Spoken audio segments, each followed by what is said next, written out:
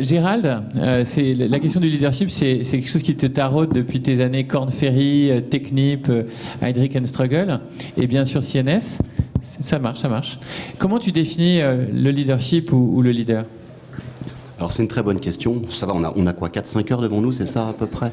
Un peu moins. Non, plus sérieusement, donc toi et moi par ailleurs, on a la chance d'enseigner leadership à Paris-Saclay.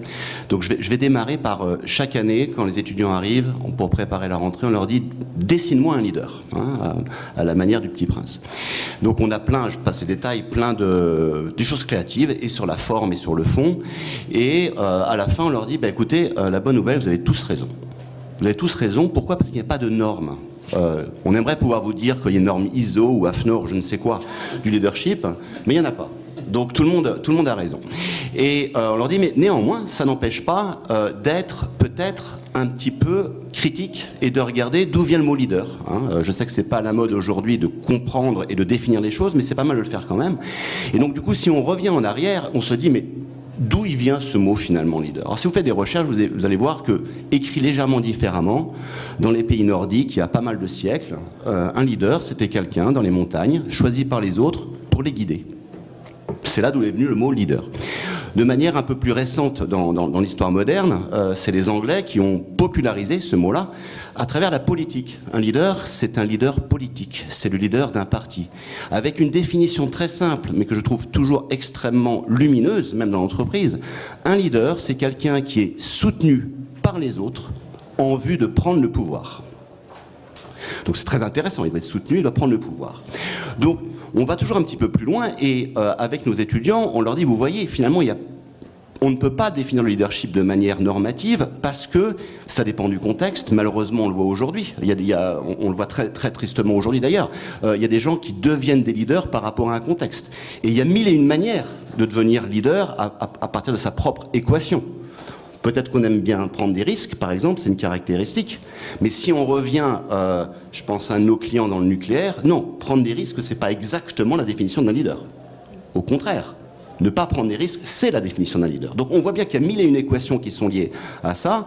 Et puis peut-être un élément largement ignoré qui fait qu'on ne peut pas définir un leader individuellement, c'est que le leadership, c'est un sport d'équipe. Et ça, c'est que peu d'entreprises l'ont compris, mais certaines l'ont compris, c'est-à-dire travaillent sur le leadership non pas individuel, non pas un héros ou une héroïne, mais une équipe. Alors une fois qu'on a dit ça, si on est un peu provocateur, on dit ok, finalement, si on s'en tient à cette définition anglaise du parti politique, par définition, le leader, il est responsable. Donc on pourrait être provoqué, Pierre-Étienne, et dire mais qu'est-ce qu'on fait là ? Leadership responsable, par définition, le leadership est responsable. Alors pourquoi on a perdu ça de vue avec le temps ? Ça, c'est notre très humble point de vue.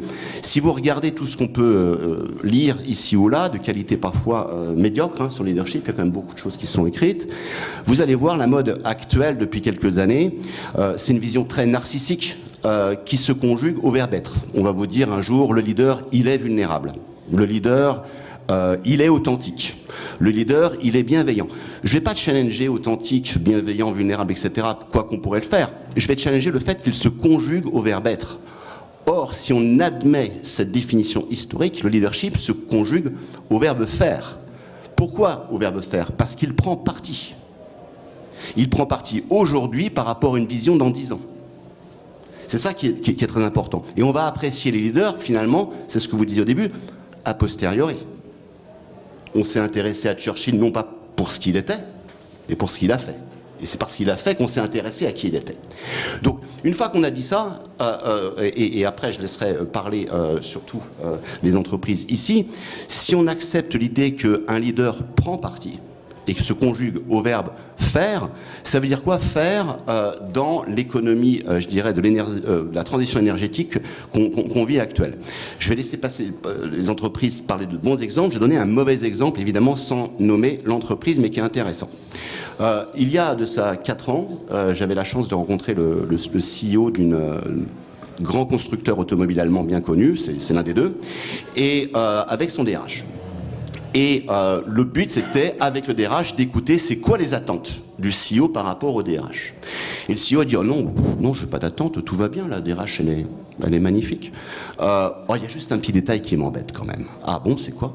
Ben, ma DRH, tue mon entreprise tous les jours. Ça, c'est le PDG. C'est le PDG qui dit, en présence de son DRH, ma DRH tue... Tout à fait. Ma DRH tue mon entreprise tous les jours. Il dit, doucement, doucement, c'est très peu sensible, doucement, mais sûrement. Alors, évidemment, on regarde ça étonné, surtout le DRH d'ailleurs. Il dit, mais comment ça? Il dit, c'est quand même simple de comprendre que dans 10 ans, 100% des voitures qui sortent de nos usines sont électriques. Quasiment 100% sont autonomes. Eh ben non, la DRH, tous les jours, me recrute des centaines d'ingénieurs moteurs, des centaines d'ingénieurs des disciplines traditionnelles. Et moi, très concrètement, c'est quoi ma responsabilité? Eh ben, dans 10 ans, je serai responsable du plus gros bain de sang social jamais vu en Allemagne.